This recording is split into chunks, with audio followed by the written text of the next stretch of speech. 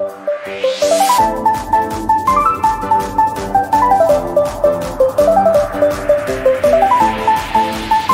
kita berdoa.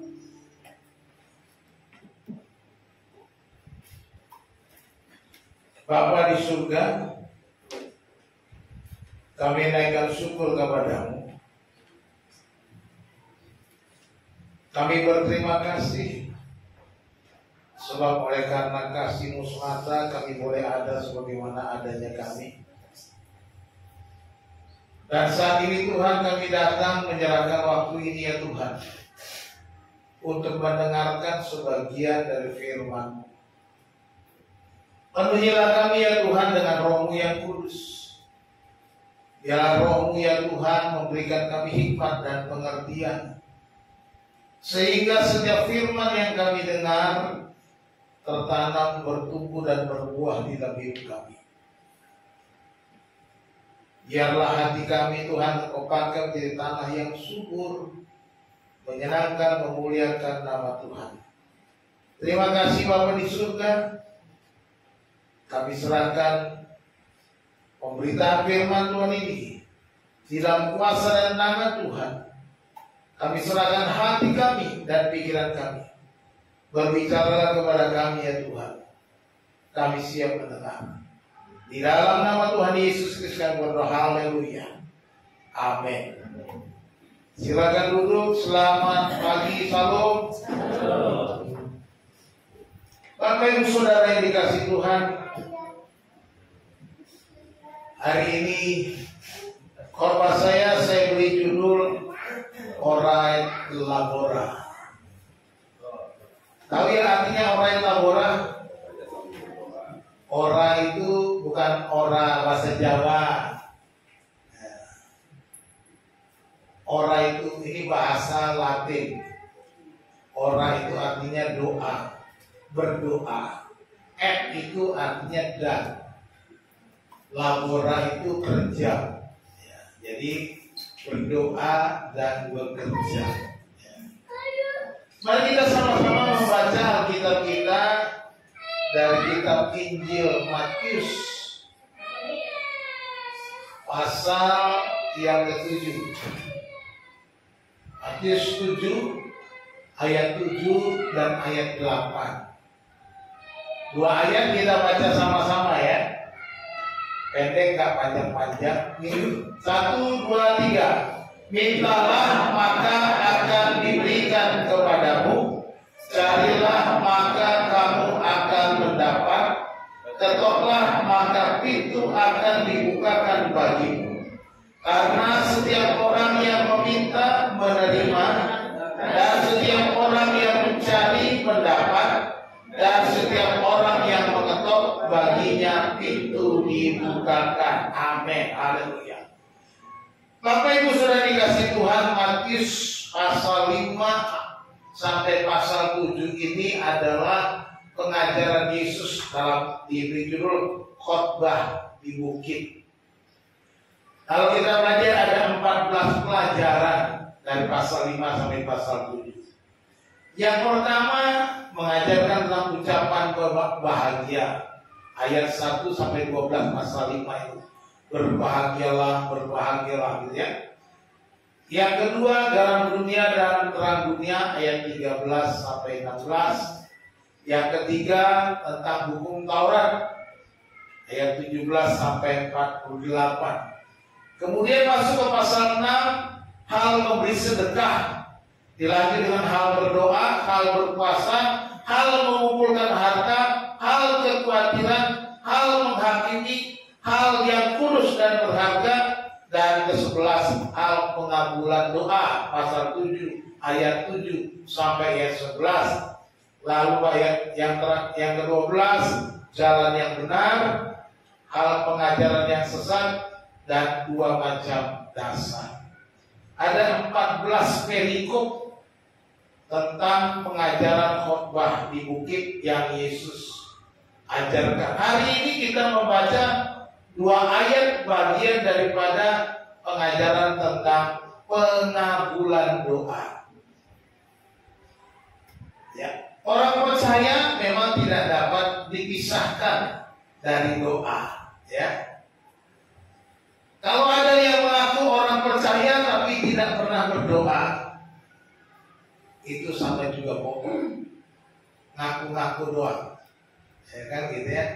Jadi doa ini tidak bisa dipisahkan dari siapapun orang beragama. Agama apapun selalu ada doa. Nggak bisa lepas. Termasuk orang-orang penyembah berhala berdoa sama berhalanya. Ya. Terlebih kita sebagai orang yang percaya kepada Tuhan, kalau kita nggak berdoa, rugi sendiri. Ya. Bayangkan, penyembah berhala saja berdoa kepada berhalanya, kepada dewa-dewanya, pada sesuatu yang tidak jelas. Masakan kita yang mengaku sebagai orang Kristen, sebagai orang percaya kepada Tuhan Allah Sang Pencipta itu tidak berdoa, maka sangat disayangkan. Hari ini kita belajar tentang cara hidup orang beriman dalam pola kerajaan Allah. Ya. Jadi pasal 5 sampai pasal 7 ini, khotbah di bukit ini sebenarnya pola hidup kerajaan Allah. Jadi kita harus hidup dengan cara hidup kerajaan Allah. Nah, ini merupakan pengajaran Yesus bagi orang beriman untuk bersandar kepada Tuhan sepenuh hati. Ya, mengajarkan tentang pengabulan doa berarti supaya kita sungguh-sungguh bersandar kepada Tuhan, karena ada jaminan pengabulan doa. Ada 3 hal yang harus menjadi ciri kita sebagai orang percaya, cara hidup orang beriman. Yang pertama tentunya tadi yang saya sebutkan, yaitu berdoa.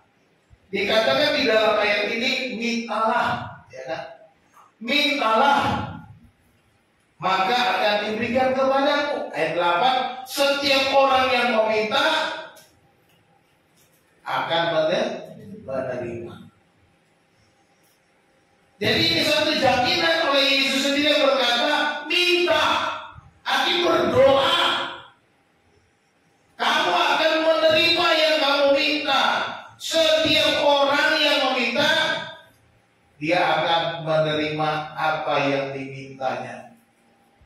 Ini jaminan yang Yesus katakan kepada orang-orang pada waktu itu yang mendengar dia khotbahnya. Dan pada hari ini firman ini ditujukan kepada saudara dan saya, bahwa kita tidak perlu takut, tidak perlu ragu, tidak perlu berpikir 1000 kali, 2 kali, 3 kali untuk meminta kepada Tuhan. Yesus berkata, setiap orang yang meminta akan menerima.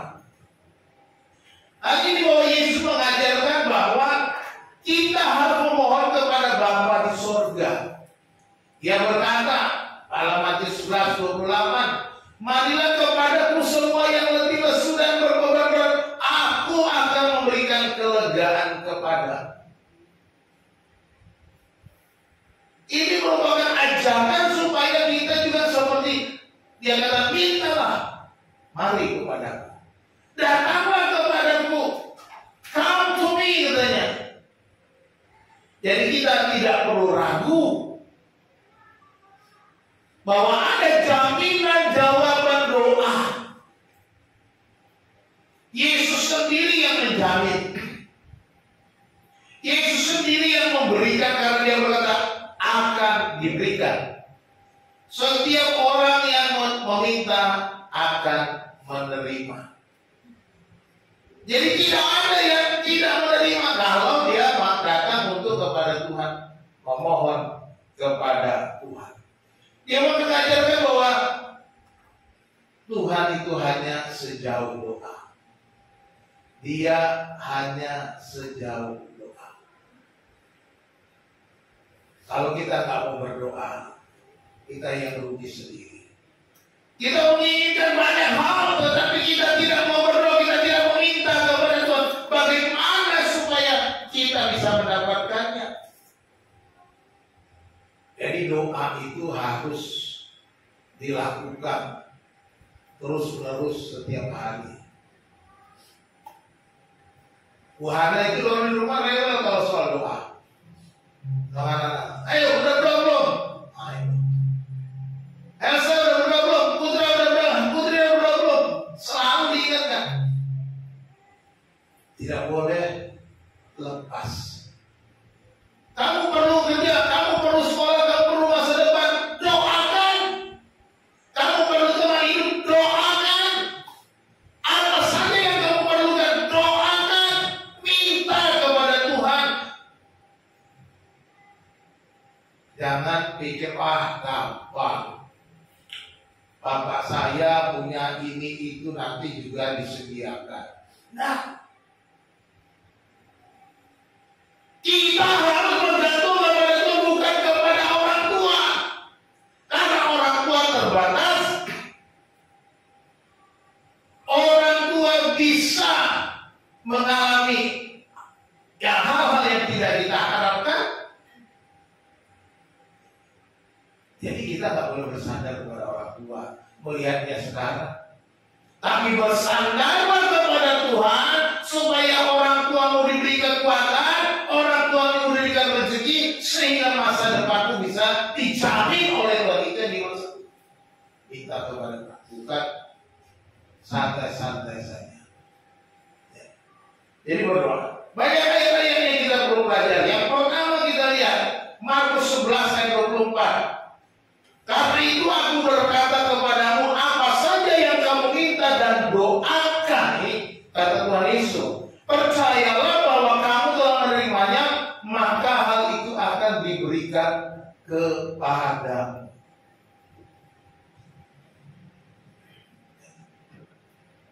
Yesus berkata, minta dan doakan, percaya kamu sudah menerimanya, maka akan diberikan. Ini artinya kita berdoa dan sungguh percaya bahwa Yesus pasti memberikan kepada kita. Kita akan menerimanya.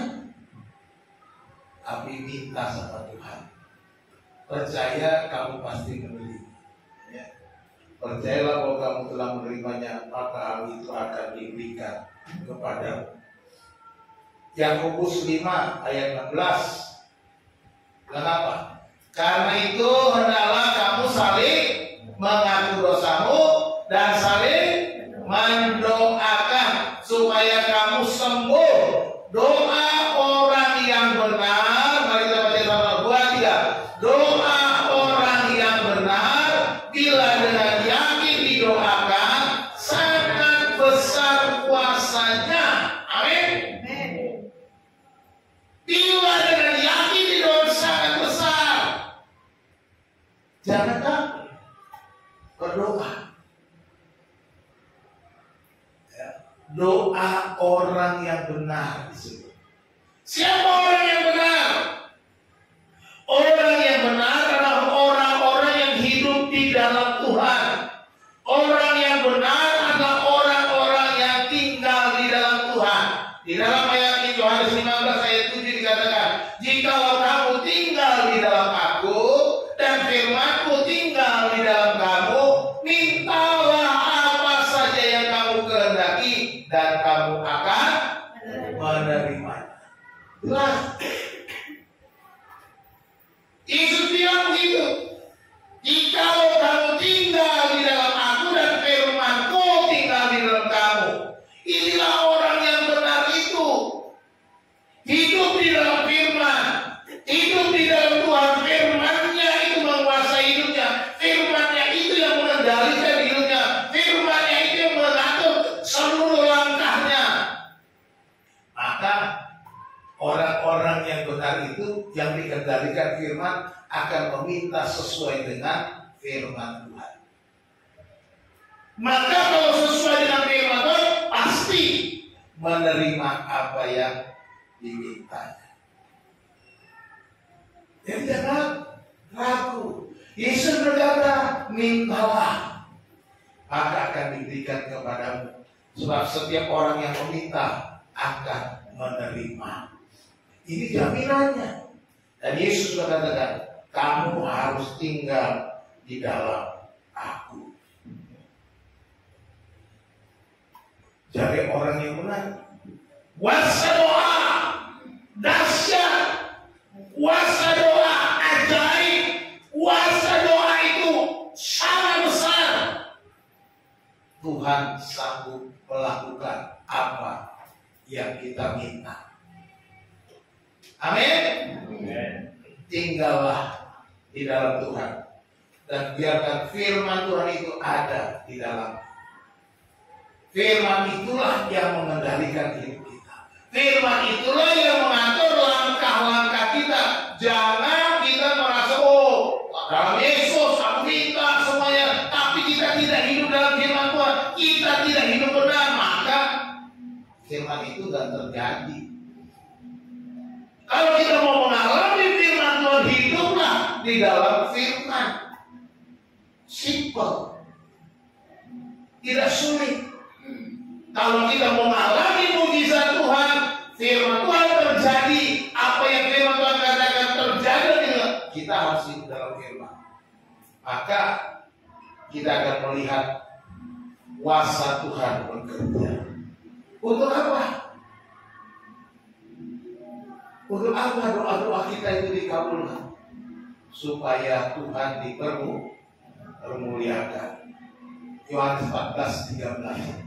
Dan apa juga yang kamu minta dalam namaku, kata Tuhan Yesus, aku akan melakukannya supaya Bapa dipermuliakan di dalam anaknya.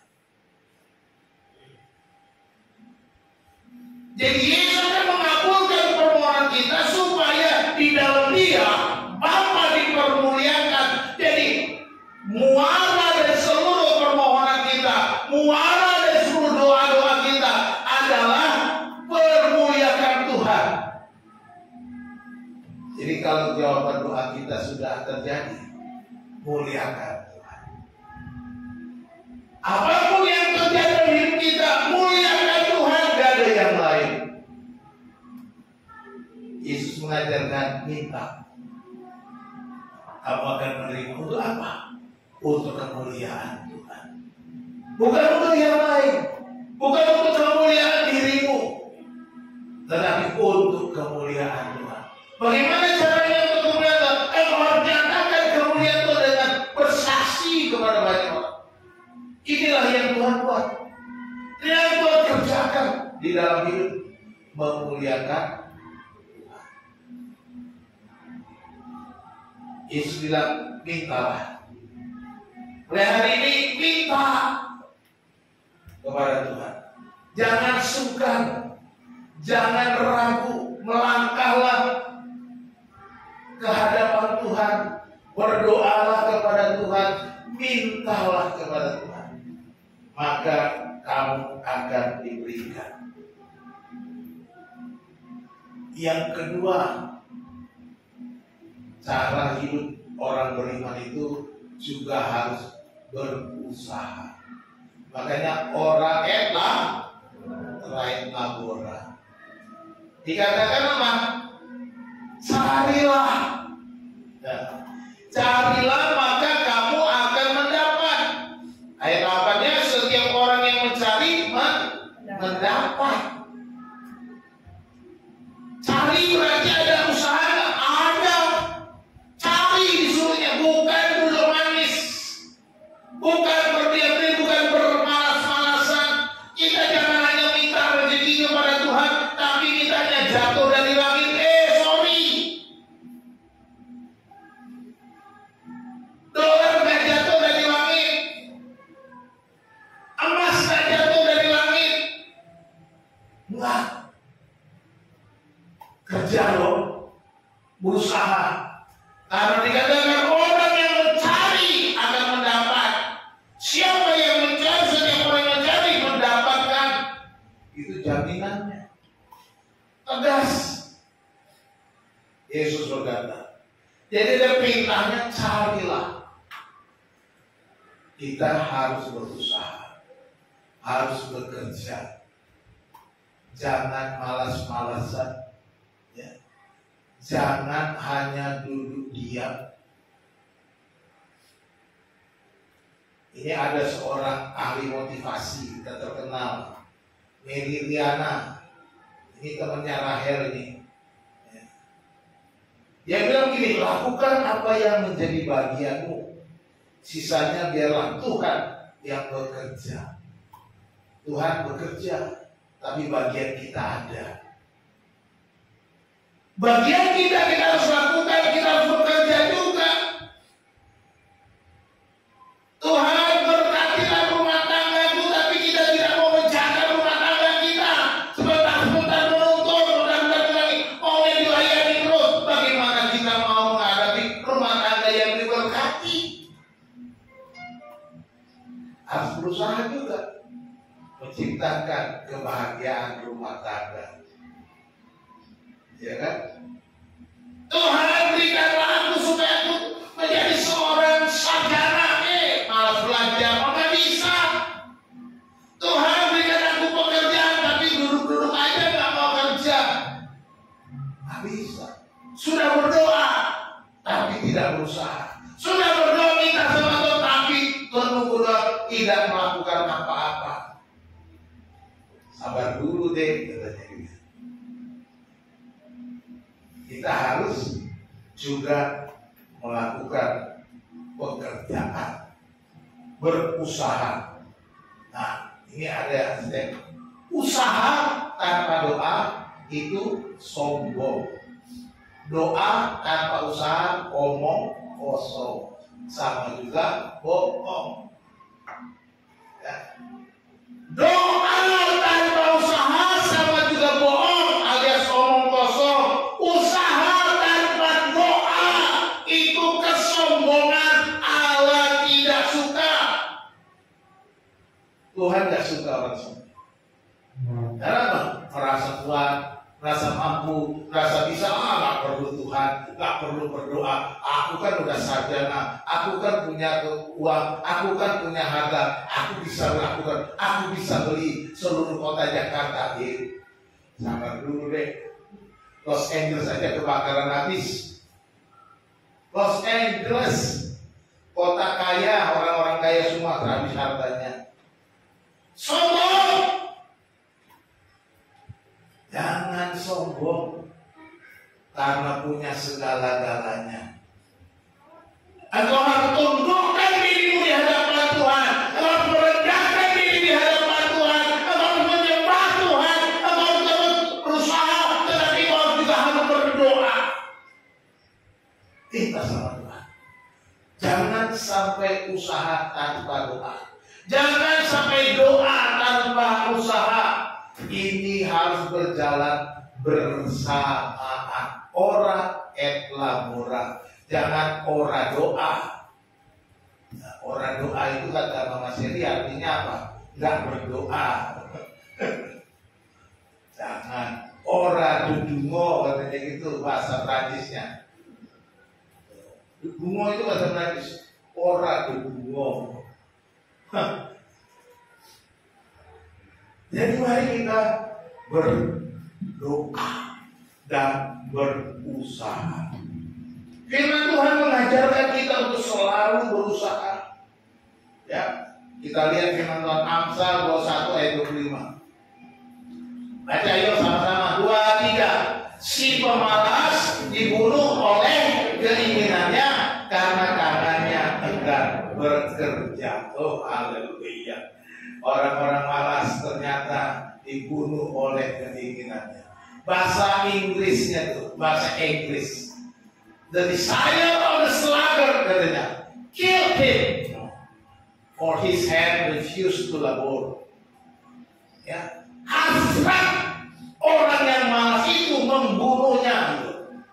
Wah, kalimatnya dalam kalimat yang aktif. Kalau di bahasa Inggris kan kalimatnya pasif, dibunuh oleh keinginannya. Kalau dalam bahasa Inggris aktif. Hasratnya itu, keinginan itu membunuh orang yang malas. Punya keinginan yang hebat-hebat tetapi malas, itu akan membunuhmu katanya. Karena dia malas bekerja, his hand refused. bekerja. Itu orang-orang malas.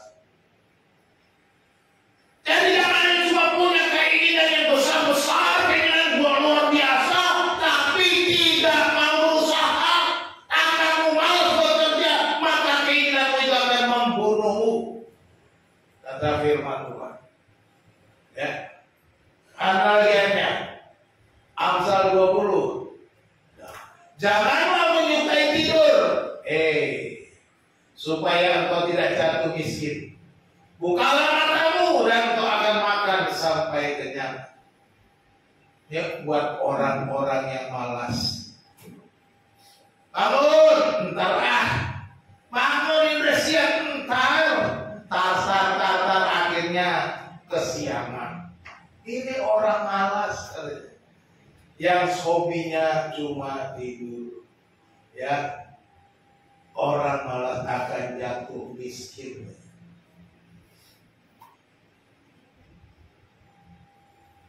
Saya ingat satu puisi, saya lupa puisinya apa. Kalau saya senang puisi, judulnya itu Perempuan-perempuan perkasa.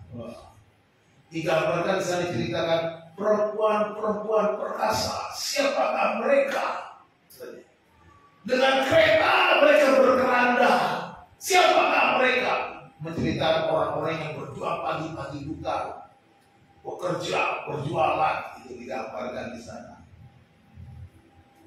Orang-orang itu kerja dan matahari belum terbit, mereka sudah lebih dulu mendahului orang lain. Digambarkan itu luar biasa kerja. Orang yang suka tidur, orang yang malas akan jatuh miskin. Katanya. Amsal 6 ayat 6 dan 7. Ini. Hai pemalas, pergilah kepada kemana? Kepada siapa? Kok takut ngomong kepada siapa? Semut. Siapa yang sudah pernah pergi kepada semut? Oh, belum ada, berarti ada yang malas. Siapa yang sudah melihat semut? Nah, masa ada yang nggak pernah melihat semut? Semut itu tahu ya? Tahu kan? Semut, binatang semut. Ayo malah pergilah kepada semut, perhatikanlah lakunya. Iya, katanya. Dan jadilah bijak, biarpun tidak ada pemimpinnya, pengaturnya, atau penguasanya. Ia menyediakan rotinya di musim panas dan mengumpulkan makannya pada waktu panen. Makanya semut dijadikan lambang orang yang bekerja, itu ya. Semut itu bekerja.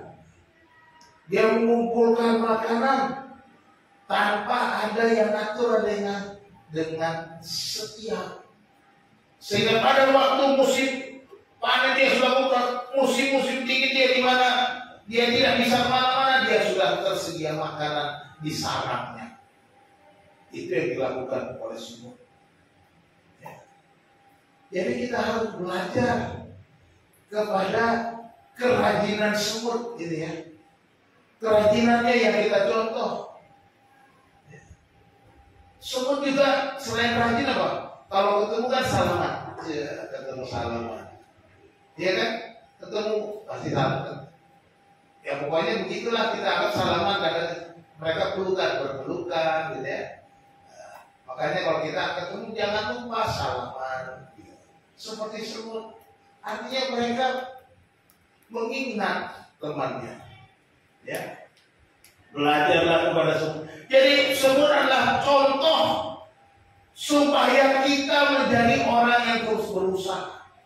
Kita harus berdoa, tetapi kita juga harus berusaha. Jangan sampai doa tanpa usaha, doa tanpa kerja. Jangan juga kerja tanpa doa.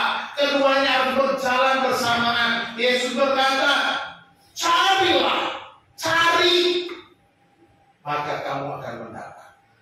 Jangan pernah putus asa, teruslah cari. Karena perintahnya itu terus mencari. Jangan berhenti mencari. Terus-terusan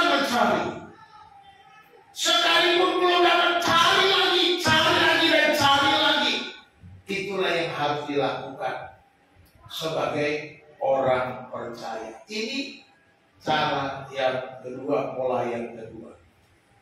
Dan yang ketiga tentunya nggak lepas dari semuanya itu, kuncinya adalah percaya. Yesus bilang apa? Ketoklah, maka pintu akan dibukakan bagimu. Dan ayat 8, setiap orang yang mengetok, baginya pintu dibukakan. Kenapa ini hubungannya dengan percaya soal ketok pintu? Ya. Kalau kita ngetok pintu, belum dibuka, didobrakkan. Kalau saudara bertamu ke rumah orang lain, permisi, pada, lulur, salam, dobrak pintunya nggak? Ada gua buka nih? Nggak kan? Kita tunggu sampai dibuka. Tapi Yesus berkata di sini, setiap orang yang mengetok baginya pintu dibuka, darahnya percayalah. Ketika kau mengetok pintu itu akan dibuka. Beriman. Ini jaminannya. Tidak ada pintu yang tertutup bagimu kalau kau sudah mengetuk. Amin. Ini yang Yesus katakan. Ketika kita percaya, maka tidak ada pintu yang tertutup, maka Tuhan sendiri akan membuka. Bila dia membuka pintu, gimana lagunya? Bila kalian membuka pintu, tak ada satupun dapat menutupnya. Amin. Kalau Tuhan sudah bukakan, tak ada orang menutupnya. Oleh sebab itu saudara meditasi, dibutuhkan sini percaya, iman, karena dari dalam akan ada yang membukakan pintu bagimu. Engkau harus percaya dan menunggu dan terus percaya sampai pintu itu dibukakan bagimu. Inilah yang Yesus katakan. Yesus menjamin bahwa pintu pasti dibukakan saat kita terus mengetok. Ketok. Jangan pernah lemah oleh karena pintu belum terbuka. Tunggulah sampai ada berita pintu bioskop 1 telah dibuka, kepada para penonton dimohon masuk. Kira-kira begitu. Akan datang saatnya pintu dibukakan bagi kita. Mungkin tidak terlalu lama berdiri dan mengetuk, tapi Yesus berkata, ketoklah, maka pintu dibukakan. Setiap orang yang mengetuk, baginya pintu dibukakan. Ini jaminan yang Yesus katakan. Oleh sebab itu saudara meditasi Tuhan, jangan pernah menyerah untuk terus percaya. Jangan pernah menyerah oleh karena banyaknya rintangan. Jangan pernah menyerah seolah-olah pintu semua tertutup dan saudara mengatakan, aduh, aku tidak percaya Yesus lagi. Aku tidak mau lagi ikut Yesus sebab semuanya sudah tertutup. Yesus tidak memberikan apa-apa kepadaku. Tetapi saya mau katakan, hari ini tetaplah percaya kepada Tuhan. Yesus mengajarkan kita untuk tetap percaya dan menunggu pintu dibukakan. Jangan putus asa.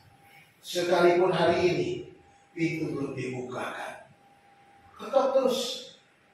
Ketok dan ketok. Pasti dibukakan. Sebab Yesus sendiri yang berkata, setiap orang yang mengetuk, baginya pintu akan dibukakan. Ya. Percaya satu kunci yang penting dalam doa dan usaha kita. Dibutuhkan kepercayaan. Dalam doa dan usaha kita harus terus percaya kepada Tuhan apapun yang terjadi. Itu sebabnya dikatakan, mintalah maka akan diberikan kepadamu, carilah maka engkau akan mendapat, ketoklah maka pintu akan dibuka. Artinya minta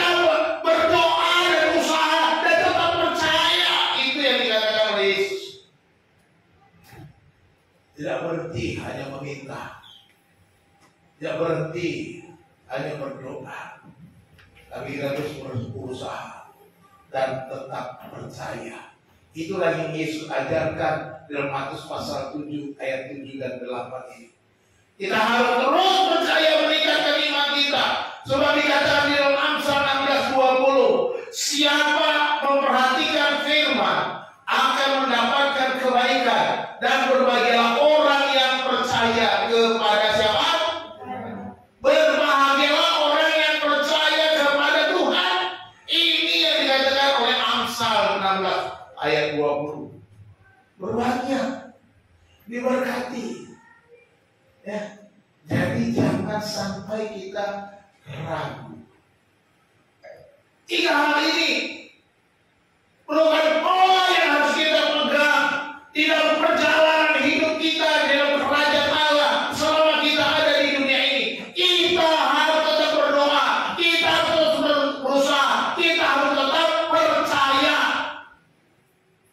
Jangan sampai kepercayaan kita pupus oleh karena banyaknya rintangan, banyak pintu tertutup. Wah, satu pintu tapi tutup semua. Yang mana?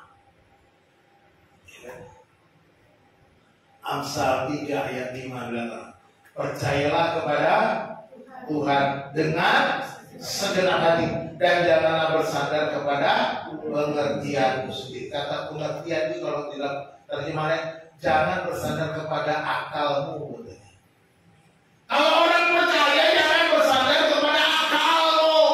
Kadang-kadang apa yang kita percaya itu bukan tidak masuk akal, Bapak Ibu Saudaraku, tetapi melampaui akal kita, melebihi akal kita. Itu akan terjadi. Itulah yang disebut mukjizat. Gak masuk akal. Itu karena melampaui akal. Jangan bersandar kepada apa bisa ya, apa mungkin ya. Kalau kita terus bersandar kepada akal kita, maka kita akan meragukan Tuhan, meragukan firman-Nya. Nah, itu dikatakan jangan begitu. Tapi kita percayalah kepada Tuhan dengan segenap hati. Jangan dengan akal, tapi dengan hati. Ya. Amin. Dengan apa? Segenap hati. Bukan dengan akalmu. Ya. Ayat yang terkenal, Yeremia 17 ayat yang ke-7. Mari kita baca sama-sama. Diberkatilah orang yang mengandalkan Tuhan, yang menaruh harapannya pada Tuhan. Diberkatilah orang yang mengandalkan Tuhan. Bahasa Inggrisnya itu, coba perhatikan. Blessed is the man that trusted in Jehovah, and whose trust Jehovah is. Digunakan kata apa? Trust. Trust itu percaya. Percaya. Ya. Orang yang percaya kepada Tuhan, orang yang percaya kepada Tuhan, kan juga trust in Jehovah. Trust Jehovah is. Percaya Tuhan itu. Ya. Jadi akan diberkati orang yang percaya kepada Tuhan. Itu seperti Yesus kata, ketoklah, ketok. Itu memang bukan mengandalkan dirimu, artinya mengandalkan Tuhan yang akan membuka. Dibutuhkan iman, percaya. Ada hal-hal yang bukan berdasarkan kemampuan kita itu baik-baik, tetapi semuanya karena iman kita kepada Tuhan. Iman adalah dasar dari segala sesuatu yang kita harapkan, dan bukti dari segala sesuatu yang tidak kita lihat. Ibrani 11 ayat 1. Jadi mari kita tetap percaya. Yesus bilang apa? Mintalah, maka akan diberikan kepadamu. Carilah, maka kamu akan mendapat. Ketoklah, sediakan bagimu. Karena setiap orang yang meminta akan menerima, dan setiap orang yang mencari akan mendapat, dan setiap orang yang mengetuk baginya pintu akan dibukakan. Jaminannya jelas. Yesus sendiri yang berkata, berdoalah, berusahalah, dan tetap percaya. Sekalipun banyak rintangan yang engkau hadapi. Urai labora ada 3. 1, berdoa. Doa adalah akses kita kepada Tuhan. Jangan pernah berhenti berdoa. Gunakan setiap waktumu untuk berdoa. Saat engkau tertekan, berdoalah. Saat suasana aman-aman saja, berdoalah. Artinya kita selalu berjaga-jaga dalam doa. Yang kedua, orang harus berusaha. Usaha adalah tanda ketaatan kita kepada Tuhan. Kalau kita taat, maka kita akan berusaha, kita akan melakukan apa yang Tuhan lakukan bagianmu, dan Tuhan akan melakukan bagian Tuhan. Jangan malas, karena berkat akan terhalang, katanya. Hasratnya akan membunuhmu kalau tanganmu malas. Jadi teruslah berusaha, kejarlah, carilah. Seperti Rasul Paulus, tetapi ini yang kulakukan, aku berlari-lari untuk mencapai tujuan. Ini tema kemarin, tema kita tahun 2025 untuk pelayanan kita. Berlari-lari menuju sasaran. Aku berlari untuk mencapai hadiah, yaitu panggilan surgawi. Harus terus berusaha, tidak berdiam diri. Dan yang ketiga, kita harus percaya, beriman. Berdoa, berusaha, dan beriman. Ya, iman memberikan pengharapan. Ya. Orang yang beriman pasti dia punya pengharapan. Kalau dia tidak punya iman, pasti dia punya iman. Apalagi orang dia punya pengharapan, pasti tidak punya iman. Pasti. Tuhan tak akan mengecewakan. Percayalah bahwa Tuhan tidak akan pernah mengecewakan kita. Amin. Tuhan Yesus memberkati. Mari kita berdoa. Kami bersyukur Tuhan. Berterima kasih untuk firman Tuhan yang mengingatkan kami untuk terus berdoa, berusaha, dan tetap percaya. Sekalipun dalam hidup kami ada banyak halangan dan rintangan, ada banyak cobaan yang membuat kami ragu untuk melangkah. Ada hal-hal yang membuat kami untuk berhenti berusaha, berhenti berdoa, dan meragukan kebenaran-kebenaran. Tapi hari ini ya Tuhan, kami dikuatkan dan diteguhkan kembali firman Tuhan, untuk kami terus berdoa, berusaha, dan beriman kepada-Mu.